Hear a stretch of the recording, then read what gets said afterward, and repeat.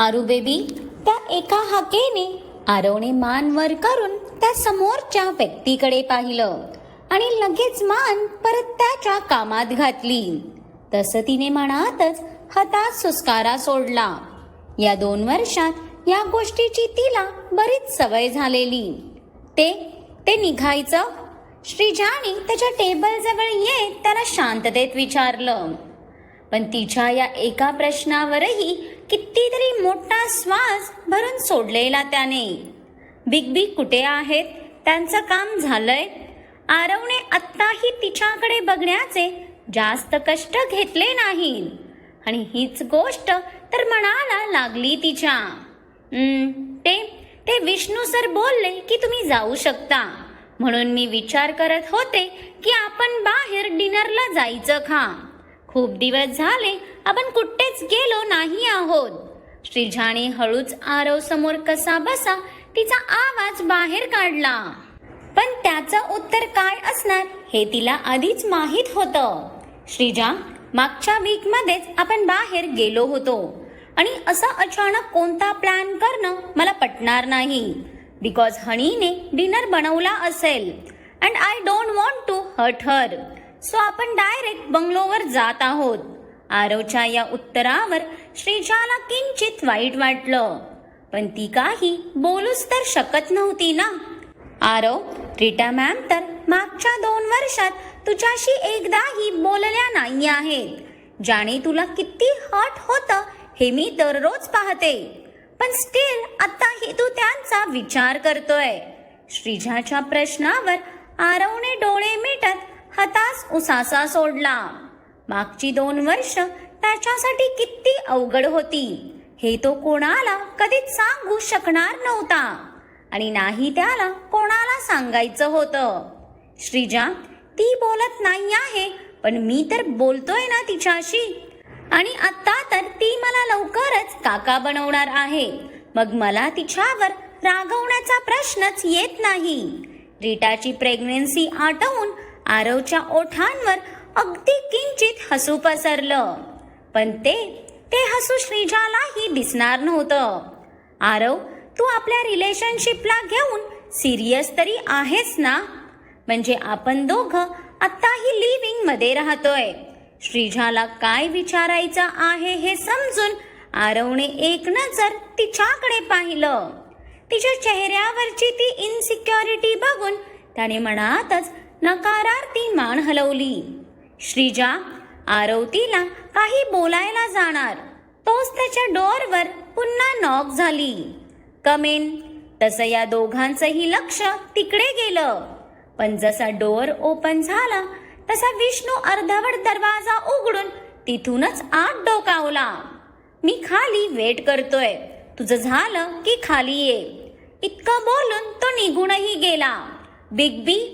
त्याला आवाज द्यायला आरवने तोंड उघडलंच होतं की एव्हाना डोअर बंद झालं होतं. ते बघून आरवने मूठ आवळली. श्रीजा, तू हो पुढे, मी आलोच. आरवचा तो अचानक थंड पडलेला आवाज बघून श्रीजाला एक क्षण धडकीच भरली. या धीर गंभीर आरवला हँडल करेपर्यंत तिला नाके नऊ येत होते, पण आरू ती त्याला समजवायला पुढे जाणार त्याआधीच आरवची तीक्ष्ण नजर अशी काय तिच्यावर पडली की ती तडक बाहेर गेली. तसं इथे आरवने मागे चेअरला टेकत डोळे घट्ट मिटून घेतले. तसा एक नाजूक, सुंदर आणि तितकाच गोंडस चेहरा त्याच्या डोळ्यांसमोर आला. त्या चेहऱ्याला त्याच्याकडे बघून हलकं हसताना पाहूनही आरवचं मन किती ते शांत झालं, पण पुढच्या सेकंदाला त्याला स्वतःचा किंचित राग आला. नित्या. आणि त्याने लगेच खाडकन डोळे उघडले. तिच्या एका झलकनेच श्वास वाढले होते त्याचे, इतके की तो अक्षरशः घामाघूम झालेला. का ती माझ्या डोक्यातून जातच नाही आहे. नको आहे ती मला माझ्या आयुष्यात. इतकंच नाही तर तिच्या आठवणीही मला नको आहेत, कारण त्या आठवणीही माझा तिच्यावरचा राग वाढवायचं काम करतायत. I just hate her. आरवचे डोळे वेदनेने भरून आले, पण त्या डोळ्यात पाण्याबरोबर रागही तितकाच होता. त्याने एक नजर त्याच्या टेबलवर ठेवलेल्या त्या फोटोवर टाकली आणि भरलेल्या डोळ्यांनीच तो फोटो हातात घेतला. बाकीच्यांचं तर माहीत नाही, पण तू हवी होतीस ग मला.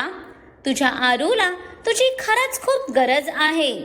तुला माझा राग आलाय ना, मग रागव ना माझ्यावर, पण बोल ना यार. एकदा तरी तुझ्या आरवला आवाज दे ना. खूप एकटा पडलोय ग मी.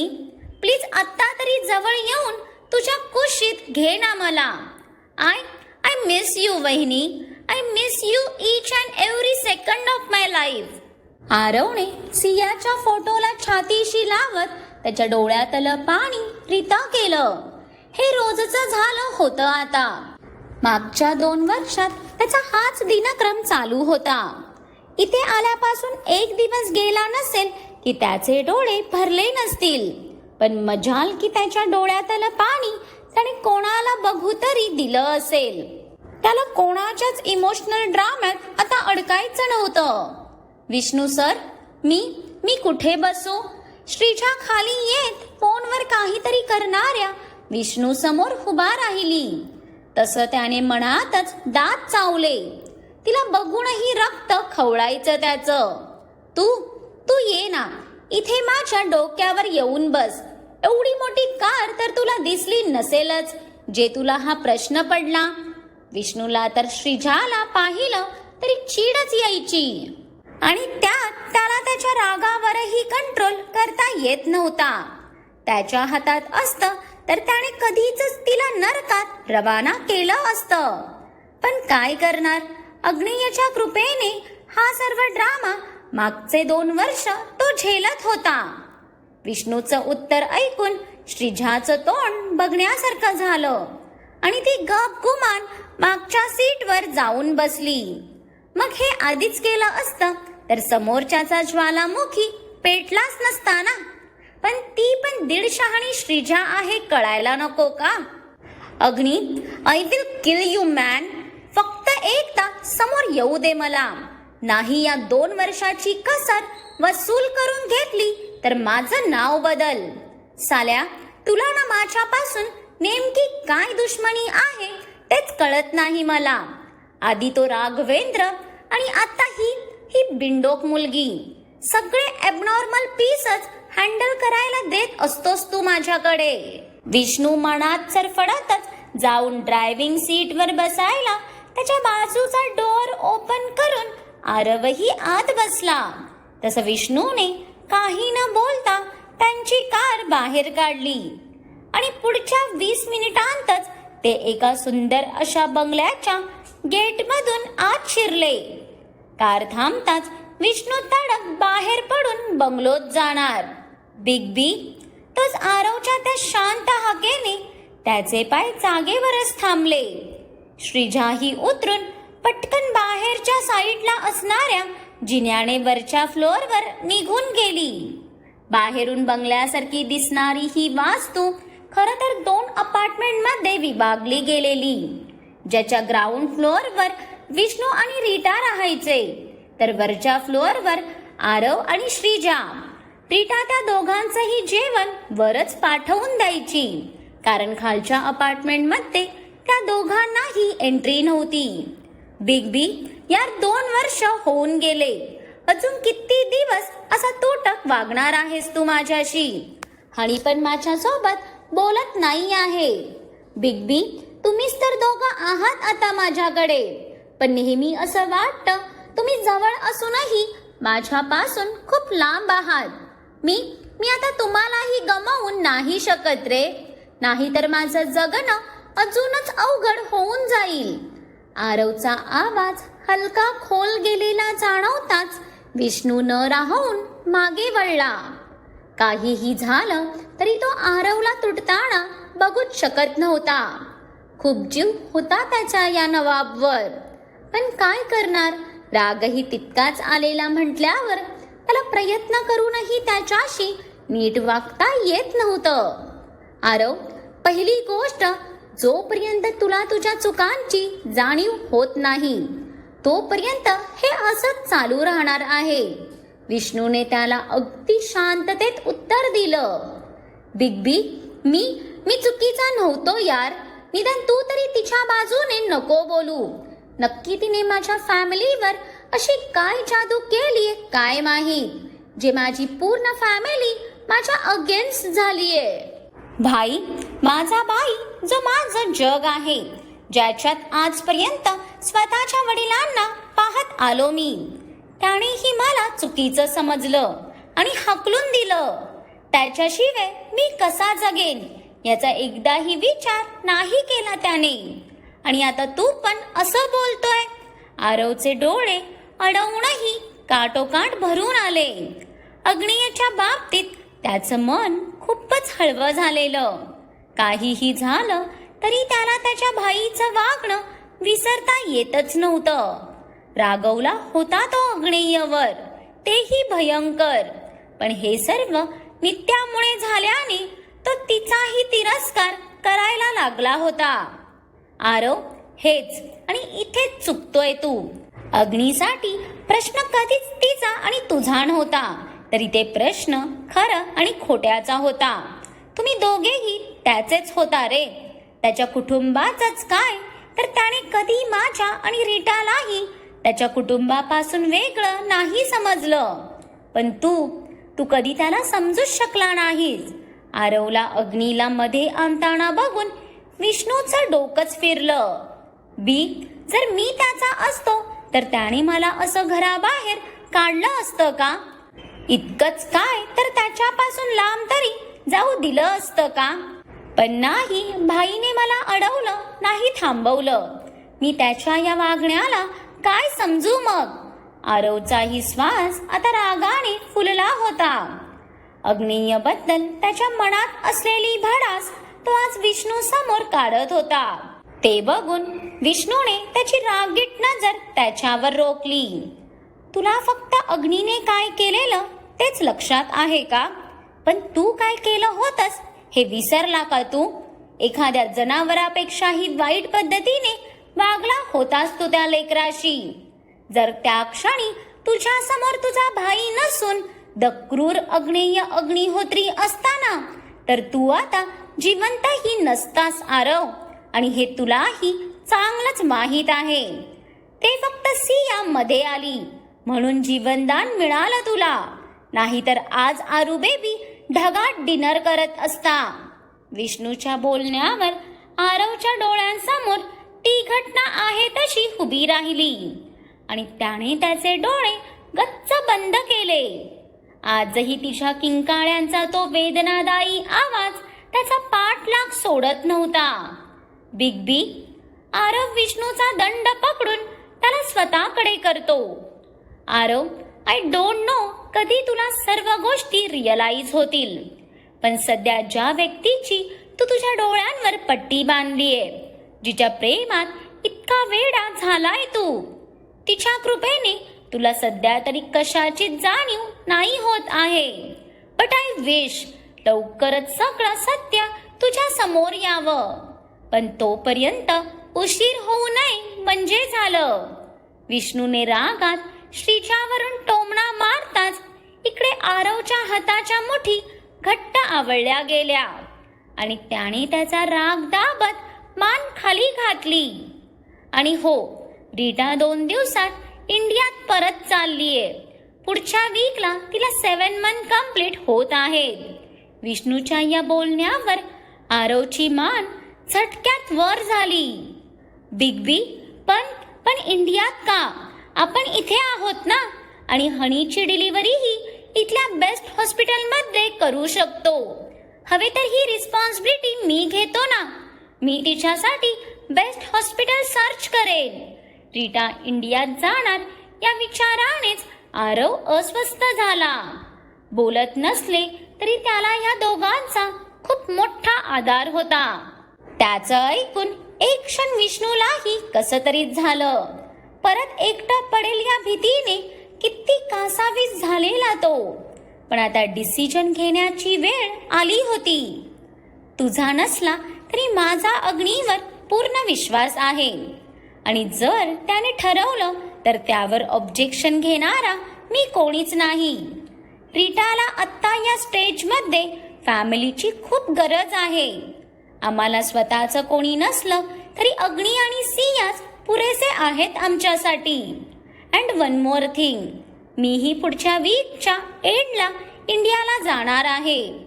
बाकी आता तू तुझ्या लोकांबरोबर इथे सेट झालाय म्हटल्यावर आता मी जाऊ शकतो. मला माझ्या भावाने जी जबाबदारी दिलेली ती मी 2 वर्ष मनापासून पूर्ण केली.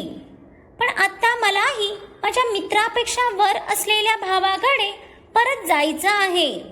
सो डोंट वरी, त्याआधी सर्व कामं कंप्लीट करून जाईन मी. आणि हो, श्रीजाकडून ऐकलं होतं तुम्ही दुसरा बंगलो बघताय. बट आता आम्ही जात आहोत तर हा पूर्ण बंगला तुम्हीच यूज करू शकता. इतकं बोलून विष्णू तडक आत निघून गेला. पण इकडे आरव मात्र अगदी स्तब्ध झालेला. बिग बी, तू भाईकडे परत जाऊ शकतो, पण मी कधीच नाही जाणार. कारण त्या रात्री कदाचित सगळंच बदललं. त्याने माझ्याऐवजी तिचा हात पकडून सर्वच संपवलं होतं. का मी तिच्यावर प्रेम केलं, हाच एक प्रश्न प्रत्येक रात्री पडतो मला. तिला स्वतःचं बनवण्याची किती सुंदर स्वप्न पाहिलेली मी. पण तिने एका झटक्यात माझी स्वप्न तर तोडलीच, पण माझ्या फॅमिलीलाही माझ्यापासून दूर केलं. यासाठी मी तिला कधीच माफ नाही करणार. तो दिवस परत डोळ्यांसमोर येताच आरवचा जबडा घट्ट आवळला गेला. अग्नी, तू तिला इथे पाठवून योग्य करतोय असं वाटतंय का तुला?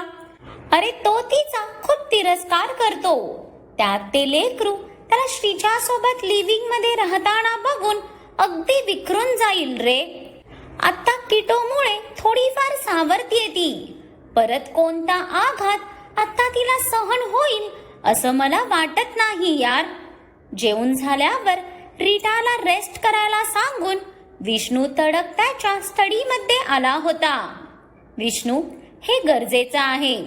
नित्याला त्या ट्रोमामधून बाहेर काढायचं असेल तर तिला आरवला फेस करावं लागणार. आय नो, ती आरवला घाबरायला लागलीये, पण अजूनही तिचा आरववरचं प्रेम किंचितही कमी झालं नाही हे माहीत आहे मला. तिच्या डोळ्यात त्याच्यासाठीची तडप रोज बघतोय मी. पण तरी मी तिला असं झुरताना नाही बघू शकत. मी तर त्याला कधीच माफ करणार नाही. आणि आय नो, नित्याही त्याला माफ करणार नाही. पण जर तिने तो समोर आल्यावर एकदा सावरलं स्वतःला तर मला तिची काळजी राहणार नाही. आणि आरव श्रीच्या सोबत मूव्ह ऑन झालाय हे तिला समजणंही गरजेचं आहे, की जेणेकरून तिला या नात्याचा फायनल क्लोजर करता येईल. अग्नीच्या बोलण्यावर इकडे विष्णूही गंभीर झाला. पण सिया तिला पाठवायला तयार होईल, विष्णूला तर शंकाच होती. तेच तर अवघड आहे विष्णू. जाणाला मी हे सगळं नाही सांगू शकत, कारण तिचा आरवसाठी कितीही जीव तुटत असला तरी तीही नित्याच्या आयुष्यात आरवला परत येऊ देणार नाही. अग्नीच्या डोक्यात जो प्लॅन शिजत होता, आता तो कोणतं वळण घेऊन येणार होता हे तर वेळच सांगणार होती. पण उद्या नित्या कॅनडासाठी निघणार होती हे मात्र नक्की. मग काय वाटतं तुम्हाला? आरव आणि नित्याची ही लव्ह स्टोरी आता कोणता नवीन बवाल घेऊन येणार आहे? नित्या आणि आरव मध्ये असं काय झालं होतं 2 वर्षापूर्वी ह्याचा खुलासा तर हळूहळू पुढच्या भागात होऊनच जातील. पण आता जी स्टोरी रनिंग करत आहे त्याला भरभरून प्रतिसाद देऊन तुमचं खूप सारं प्रेमही द्या. आता बघू पुढच्या भागात अग्नी त्याच्या सियाला म्हणू शकतो का नित्याला कॅनडाला पाठवायला. त्यासाठी पुढचा भाग आवर्जून बघा. आणि आजचा भाग जर आवडला असेल तर लाईक करा, कमेंट करा आणि खूप साऱ्या लोकांसोबत शेअरही करा. आणि ज्यांनी अजून माझ्या या चॅनलला सबस्क्राईब केलं नाही त्यांनी आवर्जून सबस्क्राईब करा.